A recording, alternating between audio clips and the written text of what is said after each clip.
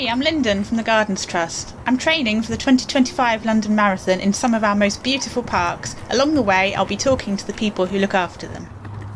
Can you tell us a little bit about yourself? Yeah, so I'm Elise, and I guess my claim to fame is that I was the first woman and youngest person to run around the coast of Great Britain. Elise, what kind of places do you like to do your running in? So these days I do absolutely love running in the mountains, and I'm lucky to live up in Cumbria where there's lots of them, but I spent all of my sort of previous running years living in big cities. I lived in London and Bristol, and getting out in the parks and green spaces there was the only thing that made me actually enjoy living in a city, I think. And I go out to Ashton Court with all the deers and the hills, and you couldn't believe that the city's just there. It feels like a little pocket of peace. I gather you've been up to some adventures at Wicksteed Park. Tell us about them. Yes, I've been helping to design these new wildlife trails that are going to be open. They're really accessible distances. We've got one that's about 3k long, so hopefully suitable for all the family. So the purpose of the wildlife trails is really so that people of Kettering and surrounding areas have got these amazing signposted loops, so they can have somewhere to get outside and have a bit of an adventure at somewhere that you don't necessarily associate with that, because there's so much land as part of Wicksteed Park that I think people don't know is here.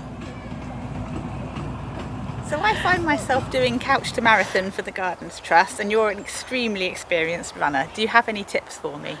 My two tips are: do the training. My first marathon was an absolute disaster because I hadn't prepared properly, but it sounds like you're really prepared, Linden. You're on great track at the moment, so I think keep training, and then just enjoy it. Go slow, soak in the atmosphere. London, there's so much to see and so many people, and I think racing through it is almost a bit of a shame sometimes. So yeah, enjoy it.